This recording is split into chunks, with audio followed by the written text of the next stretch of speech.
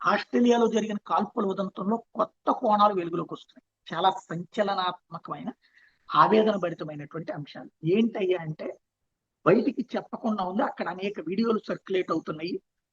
కొంతమంది మిత్రులు, ఆస్ట్రేలియాలో ఉన్నటువంటి మిత్రులు పంపించినటువంటి వీడియో చూస్తే ఇట్లాంటి పొజిషన్ అనమాట. కాల్పులు మొత్తం కాల్పులు ఒకరిని కాల్చి చెప్పారు, మిగతా ఇద్దరులో ఒకరు పాకిస్తాన్ వరకు జరిగింది. ఇందులో స్పెషాలిటీ ఏంటంటే బయటపడుతున్నటువంటి నిజం, దారుణమైనటువంటి నిజం, పిల్లల్ని టార్గెట్ చేశారు. యూదుల పిల్లల్ని మాత్రమే టార్గెట్ చేశారు. చిన్న పిల్లల్ని, ఎవరైతే స్కూల్ పిల్లల లాంటి వాళ్ళని, అలాంటి వాళ్ళని కాల్చి చంపుతా వచ్చారు. దాంతో యూదులు ఏదైతే తమకు సంబంధించినటువంటి పిల్లల్ని కాపాడుకోవడానికి ఆ పిల్లల్ని పడుకోబెట్టి నేల మీద వాళ్ళ మీద వాళ్ళు పడుకున్నారు. తల్లులు చనిపోయారు, తండ్రులు చనిపోయారు, గాయపడ్డారు తీవ్రంగా.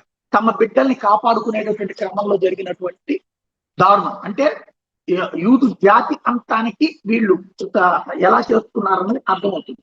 ఇందులో మరొక కాన్సెప్ట్ ఏంటయ్యా అంటే వెలుగులోకి వస్తున్నటువంటి మరొక అంశం, ఆల్బనీస్ ప్రధానమంత్రి, లేబర్ పార్టీ. ఈయన కాలేజీలో యుక్త వయసులో ఉన్నప్పటి నుంచే పాలస్తీనా సపోర్టర్, ఇజ్రాయెల్ వ్యతిరేకి. ఈయన అధికారంలోకి వచ్చిన తర్వాత చేసిన దరిద్ర పని ఏంటంటే పాలస్తీనాని దేశంగా గుర్తించాడు. గుర్తించినందుకు హమాస్ తీవ్రవాదులు సమర్థించారు కూడా. అప్పుడు ఎప్పుడైతే దేశంగా గుర్తిస్తారో పాస్పోర్ట్ వీసాలు ఆటోమేటిక్ వస్తాయి. అలా వచ్చిన వాళ్ళు అనేక మంది ఇప్పుడు పాలస్తీనా వాళ్ళు ఇక్కడ స్థిరపడ్డారు.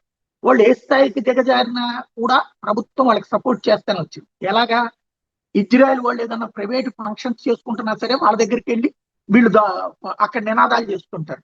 చట్ట ప్రకారం అక్కడ వీళ్ళకి ఎంత శక్తి ఉంటుందో వాళ్ళకి అంతే ఉంటుంది కదా, వాళ్ళకి రక్షణ కల్పించలేదు ఆల్బనీస్ ప్రభుత్వం.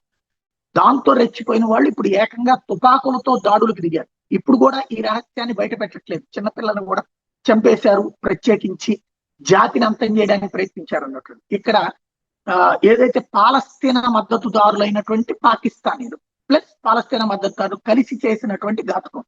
అంటే ఇజ్రాయేలీలు ప్రపంచంలో ఏ మూలన్నా అంతం చేస్తాం, యూదులు ప్రపంచంలో ఏ మూలన్నా అంతం చేస్తాం అనేటటువంటి వ్యవహారం జరుగుతూ ఉంటే అలాంటి దాన్ని సమర్థించే, ఇట్లాంటి ఉన్మాదుల్ని సమర్థించే దేశాలు ఇప్పుడు పరువు పోగొట్టుకుంటాయి.